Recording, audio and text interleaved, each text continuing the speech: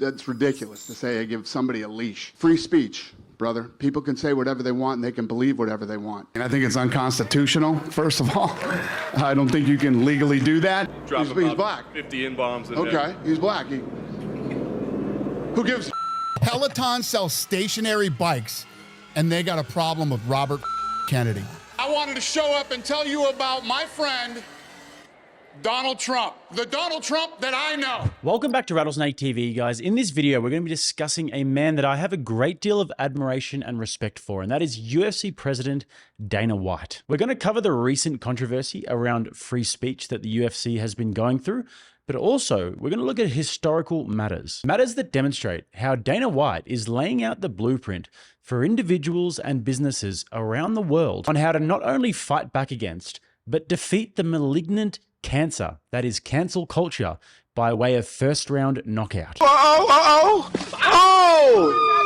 So this week you may have noticed that the UFC has been receiving arguably the most fire that they've ever received regarding comments from fighters after Sean Strickland went on a very epic and unhinged rant after being baited by a reporter.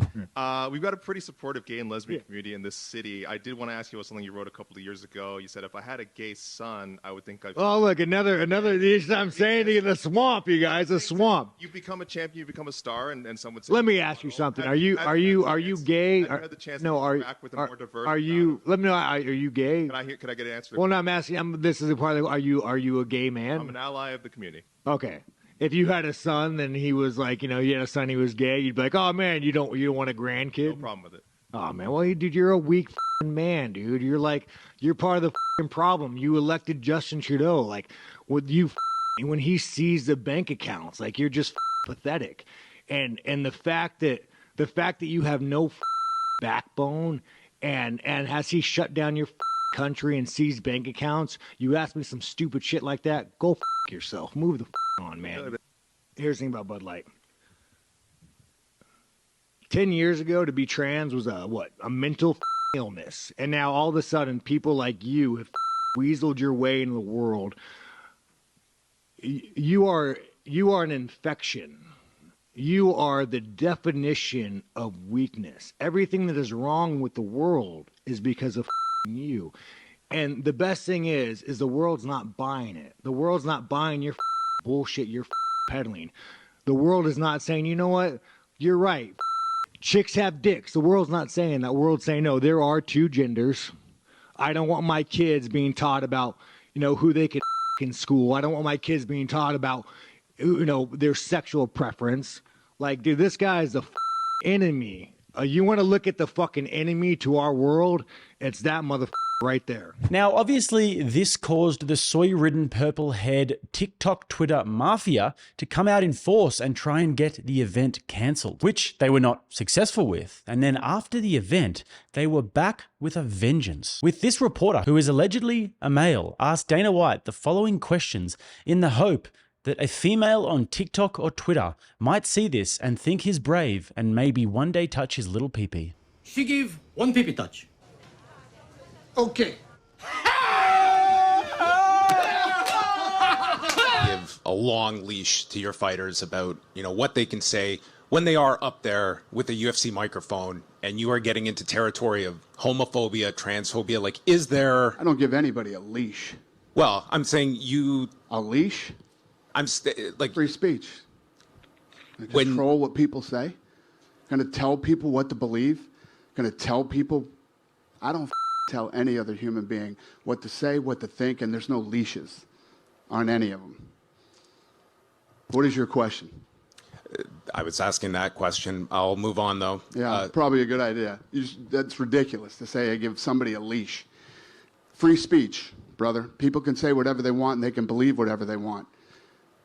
So just the perfect response there by Dana. And this is not the first time that he's championed free speech. He has been very consistent on this fundamental American value for years. Oh, it's you again? Yeah. Oh, okay. What do you got now? Dana, at the Nevada Commission hearing on Tuesday, the commissioner said that they could start possibly sanctioning fighters for things that they say before fights and the lead up to fights, I guess in response to the McGregor and Khabib stuff. Just want to get your thoughts on that. Can they do that? I think it's crazy. I think it's insane. I think it's unconstitutional, first of all. I don't think you can legally do that. These guys get into a cage and they punch each other in the face. They can knock each other unconscious. They can choke each other, but they can't say mean things to each other. It's pretty ridiculous. Yesterday during the media day, several athletes, Israel included, Hakeem Dawodu, Sajar Eubanks, they all brought up the fact that they were a little bit upset with Colby Covington and some of his latest remarks. I know last week you said, hey, I'm freedom of speech, but do you feel like we might be getting to a point where we got to say, hey, listen, if something's racist or can even be perceived as racist, that's the line. You got to cut it out. That's the 10th time you guys have asked me this. Yeah, I mean, these guys all have their own causes, things, you know, all their own beliefs. We don't muzzle anybody here. We let everybody speak their mind. I don't know what he said that was racist. I don't know if I heard anything racist that he said. You know, I don't know. Would you agree that if it is racist, though, it's wrong? It doesn't have a place? Of course. Come on. Well, just want to get I'm not going to play these games with you guys. Come on. If it's racist, would I? Yes, of course. Thank you. So guys, if you're a company or a high-profile individual, this is the only way to defend yourself when it comes to free speech. They're trying to play the trans and homophobic and all of the other phobic cards on him. They've tried to play the race card on him. The tension between those two and kind of the racial undertones and all those things. How do you... What were the racial undertones? Drigga says he's the real African fighter, and so, you know, Israel dropped some N-words in there tonight. So what was the racial... Who did? Who dropped the racial? Israel was saying over and over, yeah. He's black. 50 N-bombs in okay, there. He's black. Who gives a I was going to say, so you don't have any concern about the way the build-up, the tension between those two? I could care less. This is the fight business. Israel Adesanya, you can say whatever he wants to say. Who gives a Why, are people bitching about that? Some people, of course they are. Oh, A. All right, got it. Yeah. Too bad. All right. Yeah. And each and every time, they fail. And that is because he does not budge one single inch. He knows that if they see a chink in the armor, they will swarm him and try and absolutely destroy him and his company. Just imagine how many people there are out there sucking on a tofu, whose wet dream it would be to see the UFC, this bastion of freedom of speech, masculinity, MAGA enthusiasm, and patriotism cancelled forever. But with Dana White at the helm, they have completely failed, and all they can do is just keep on soiling themselves every time a UFC fighter goes on a based rant. So Dana White has the answer to cancel culture. And I'm not talking about mental gymnastics and cryptic messages and dog whistles and saying exactly what people want to hear when they want to hear it. No, I'm talking about the real answer, the only answer, a big, fat, unapologetic middle finger. Let me tell you this. This is America. You can have whoever you want on your podcast.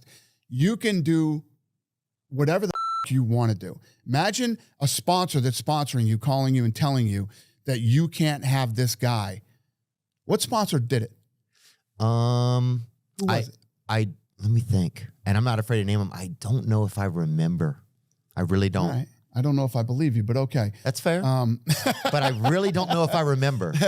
Oh, Peloton was we just got an update. It was Peloton? Was the band, was the people who wanted an ad out. Peloton. And meanwhile, you have RFK. So Peloton. Yeah. What do they sell? Bikes, the stationary bikes? Yeah, dude. Peloton sells stationary bikes, and they got a problem with Robert Kennedy. Yeah. You Peloton. Who the are they? Yeah, first of all. Right? Are you kidding me? Yeah. Peloton bitching about Robert Kennedy. Yeah, dude, you want to go nowhere? Who's the CEO of Peloton? I want to see this guy. I want to see this lamb, dude. Hey, you know what gets you further than Peloton? Hitchhiking. Okay? How about that, dude? Barry McCarthy. This wiener schnitzel, huh? Let's see Barry McCarthy. Oh, my God. Oh, yeah. Oh, yeah. Dude. Barry McCarthy looks like that guy.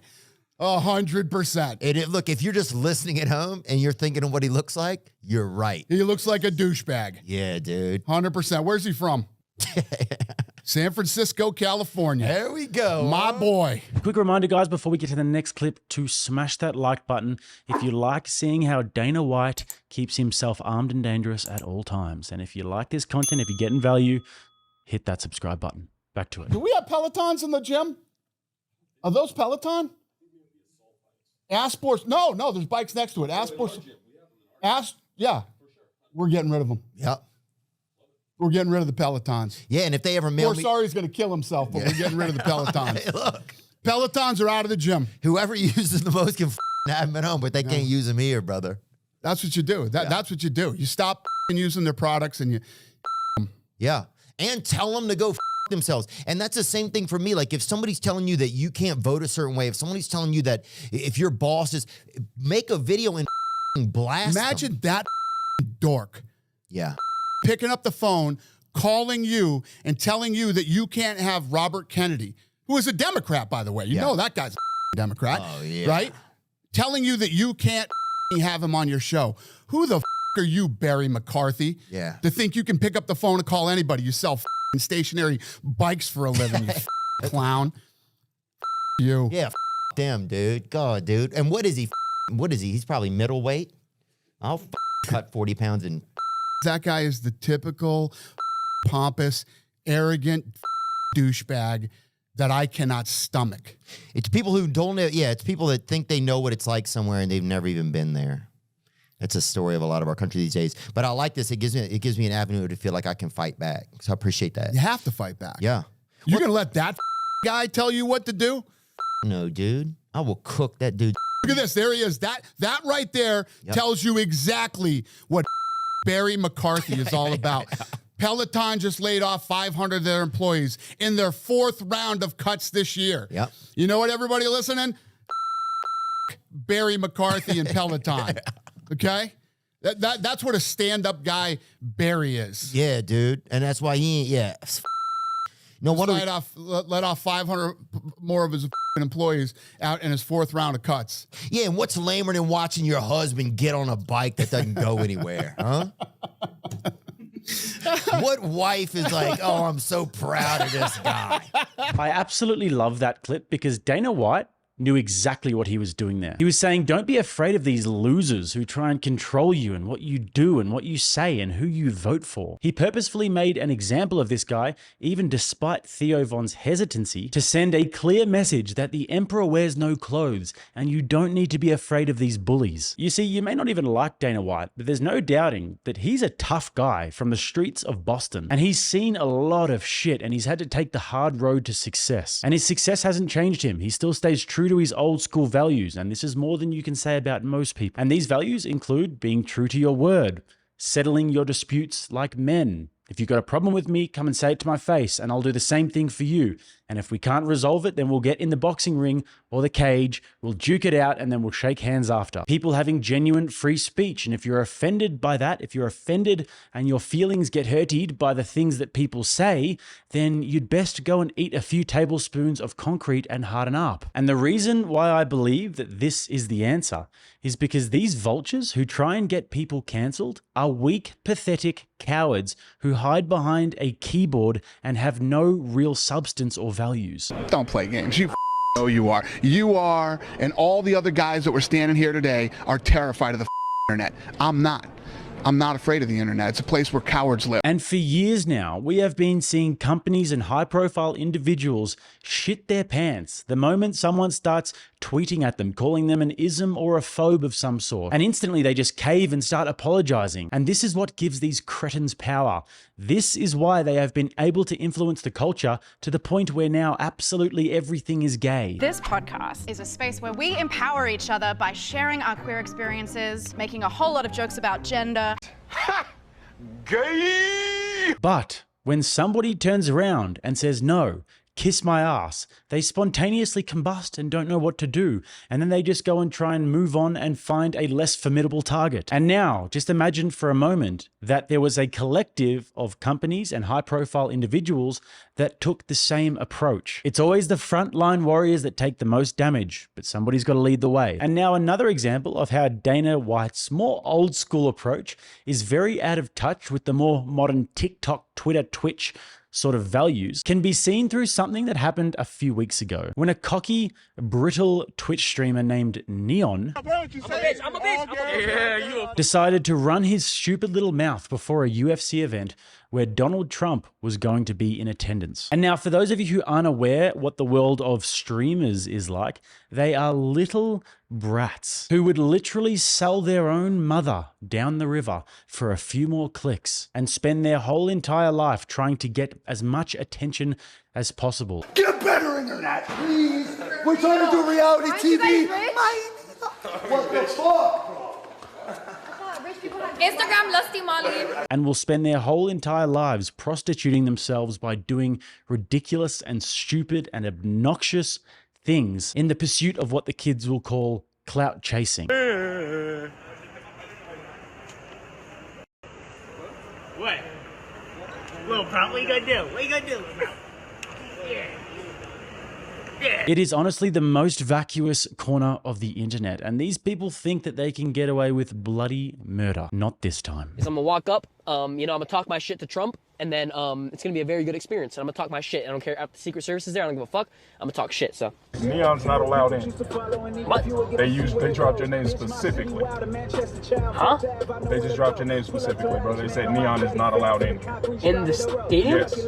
What? There's a popular streamer online called Neon, and he said he was banned from the arena tonight specifically by... He said he was banned from the arena? No, what happened is he said some stupid shit on Instagram, and, he bought tickets so he wasn't anywhere close. When you start saying stupid shit like that, yeah, you're probably going to get busted up and thrown out of here, making threats and talking dumb shit, looking for clout.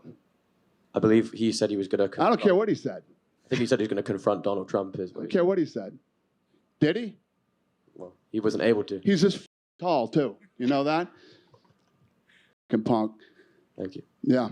Nice talking to you. Who knew a situation could end so favorably for humanity? And lastly, another one of those endangered old school virtues that Dana White has in spades is loyalty. Over the past 10 years or so, I think that association with Donald Trump in any way for companies and, like we said before, high-profile individuals has been the most radioactive association that you could possibly have. We have seen Trump defamed and attacked relentlessly, and anybody who supported him in Hollywood or the corporate world or the media had to do so in silence. It was practically business or career suicide to have anything to do with the guy, let alone to be one of his best friends and to openly endorse and support him. Well, Dana White didn't seem to get the memo. American businessman and president of the Ultimate Fighting Championship mixed martial arts organization, Dana White. What's up, GOP? Good evening, everyone. My name is Dana White. I am the president of the Ultimate Fighting Championship. Thank you. I'm sure most of you are wondering, what are you doing here? I am not a politician. I am a fight promoter. But I was blown away and honored to be invited here tonight. And I wanted to show up and tell you about my friend, Donald Trump. The Donald Trump that I know. In 2001, my partners and I bought the UFC, and it was basically considered a blood sport. State Athletic Commission didn't support us. Arenas around the world refused to host our events. Nobody took us seriously. Nobody. Except Donald Trump. Donald was the first guy that recognized the potential that we saw in the UFC and encouraged us to build our business. He hosted our first two events at his venue. He dealt with us personally. He got in the trenches with us, and he made a deal that worked for everyone. On top of that, he showed up for the fight on Saturday night and sat in the front row. Yeah, he's that guy. He shows up. Donald championed the UFC before it was popular, before it grew into a successful business, and I will always be grateful, so grateful to him for standing with with us in those early days. So tonight, I stand with Donald Trump. Let me tell you three things that I respect about this man. First, Donald has great business instincts. He supports businesses of all sizes. He'll make it possible for them to grow and succeed which is the backbone of a strong economy. Second, Donald is a hard worker. This guy's gonna get up there, he's gonna roll up his sleeves. He will work with people, and he will put in the time to get things done. Third, for over 15 years, Donald Trump has been a loyal and supportive friend. And I know that if I needed Donald, he would be there for me, just like he was when I first met him. He's one of these guys that sometimes he'll pick up the phone and he'll call me and say, hey, good luck with the fights tonight. I'm gonna be watching, or whatever it is that we might have going on.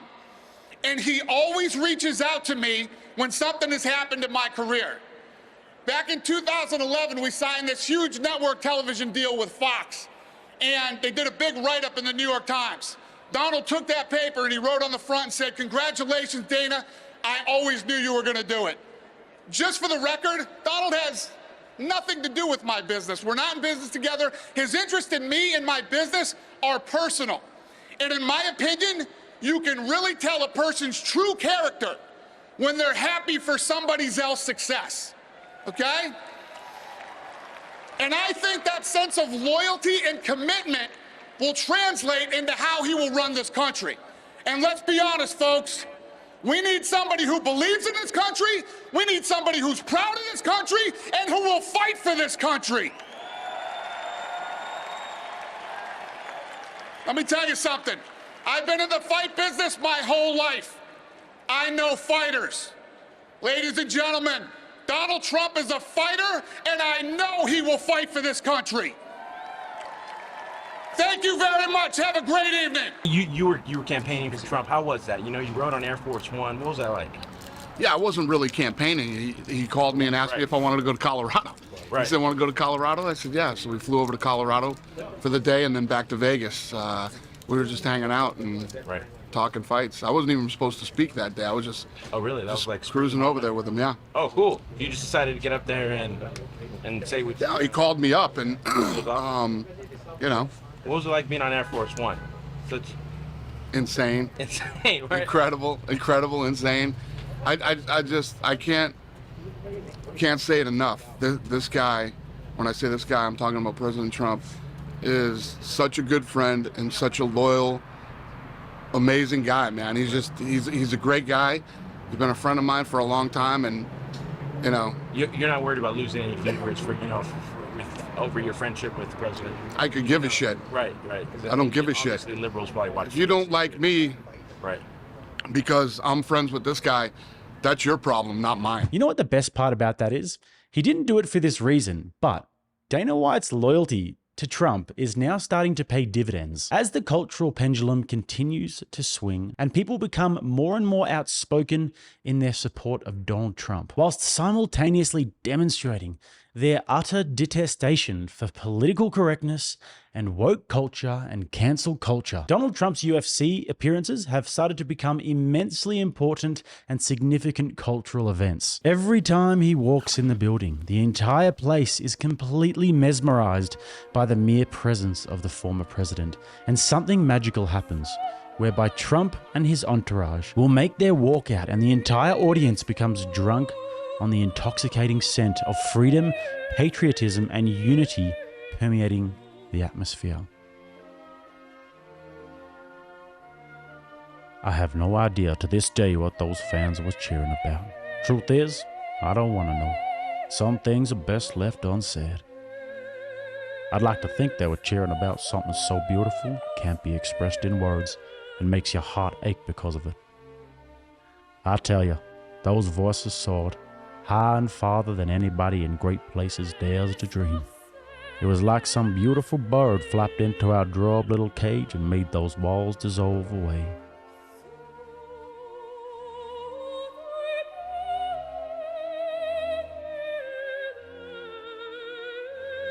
And for the briefest of moments, every last man in the T-Mobile arena felt free. It pissed the Wokies off something awful. Dana got a lot of backlash for these little stunts, but it never stopped him.